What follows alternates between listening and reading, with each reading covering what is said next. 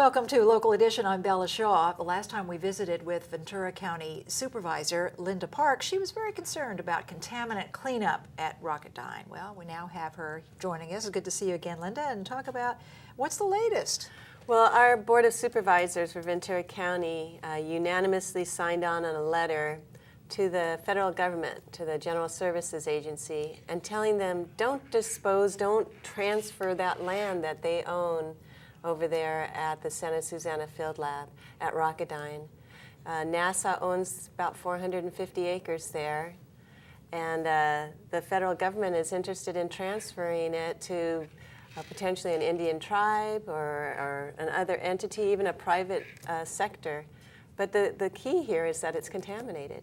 Mm-hmm. And NASA is under a it's a signed agreement, a signed order to clean the property. I even heard that the president has money in his budget to give to NASA to make sure it does get cleaned. So why would they be transferring the property now before cleanup? And it poses a lot of problems. Like, for example, the new owner, what if they're on the land and it's contaminated because they haven't finished and it's not going to probably get cleaned for another 10 years? No, there's a liability issue, for one.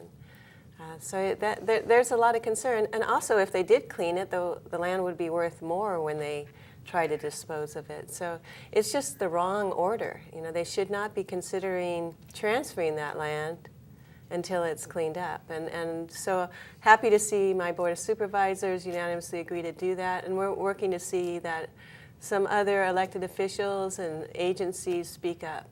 What would be the price tag? Any idea on the cleanup? Oh, you know, it could go into the tens of millions of dollars because we're talking about soil contamination and the water, sure, underground water. So PCBs, dioxins. They also had a nuclear power plant about a half-mile away have a partial core meltdown.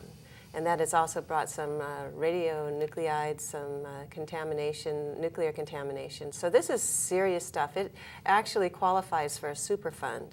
So NASA is under an order with the California Department of Toxic Substance Control to clean it, and that's what they got to do. And they should be doing that instead of the federal government looking at how quick can we unload this property. Well, those contaminants can live. They have a half-life, don't they?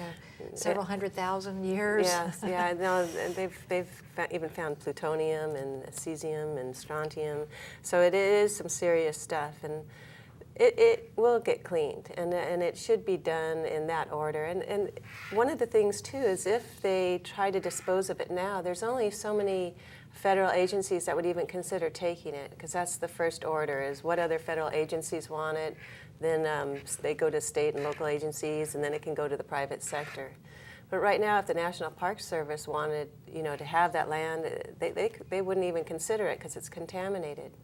But once it's cleaned, then they would consider it. It begs the question, Linda, can it really ever be cleaned? Or why not just seal it off and make it a no man's land? Well, there's been a lot of study, and they're looking at getting it cleaned to what's called background levels, and that's important.